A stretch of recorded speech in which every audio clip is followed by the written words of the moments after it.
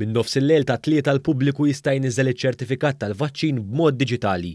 Għal dan il-Prim Ministru Robert Abela waqt li kienet jindirizza konferenza tal-aħbarijiet fil-Berġa ta' Kastilja flimkien mad-Deputat Prim Ministru Ministru għas-Saħħa Chris Fern. Fil-fatt il-Prim Ministru spjega kif brabta ma' din is-sistema hemm kollox imħejji. Issa pajjiżna se jkun wieħed minn tal-ewwel fl-Unjoni Ewropea li jibda jħaddem iċ-ċertifikat tal-vaċċin. ċertifikat li minn għada l-ewwel ta' Ġunju jista' jibda jitniżżel online mis-sit certificatvaccin.gov.mt. Fit-tħejjija tax-xogħol meħtieġ biex ikollna dan iċ-ċertifikat u kien hemm bżonn ta' ħafna xogħol intensiv, erġajna u rejna il-prinċipji ta' pjanar tajjeb u tal-effiċjenza. Waqt l-istess konferenza ġie spjegat kif il-pubbliku jista' jaċċessa ċ-ċertifikat tal-vaċċin billi jżur is-sit tal-Gvern certificatvaccin.gov.mt. Wara li tidħol fis-sit u taċċetta l-politika ta' privatezza, il-pubbliku jrid jirreġistra permezz tal-EID tiegħu jew login alternattiv fejn hemmhekk irid jimla dettalji mitluba mis-sistema. Fost oħrajn persuna jrid jissottometti d-data ta' meta ngħata t-tieni tilqima tal-vaċċini tal-Pfizer, il-Moderna u l-AstraZeneca u fil-każ tat-tilqima tal-Johnson & Johnson, il-pubbliku jrid jissottometti d-data ta' meta ngħata l-unika tilqima.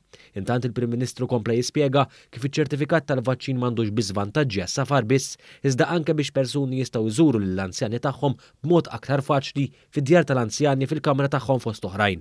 Dr. Abela tenna wkoll kif dan iċ-ċertifikat se jkun qed jiffaċilita l-organizzazzjoni ta' ċertu attivitajiet madwar pajjiżna li jinvolvu riskju akbar ta' trasmissjoni tal-virus.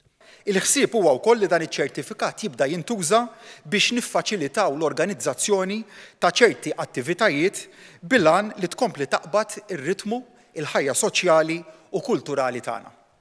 Għalhekk inqis dak li qed inħabbru llum bħala pass importanti ieħor il quddiem. Dwar dan tkellem ukoll id-Deputat Prim Ministru Chris Fern hekk kif spjega li saru avvanzi fid-diskussjonijiet mal-operaturi ta' attivitajiet kulturali u ta' divertiment fost oħrajn.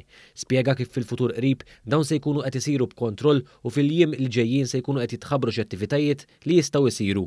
Dwar iċ-ċertifikat tal-vaċċin, id-Deputat Prim Ministru spjega li sabiex persuna tkun eliġibbli għalih iridu jkunu għaddew 14 jum minn ngħatat it-tieni doża tal-vaċċin jew l-unika doża fil-każ tal-vaċċin tal-Johnson & Johnson.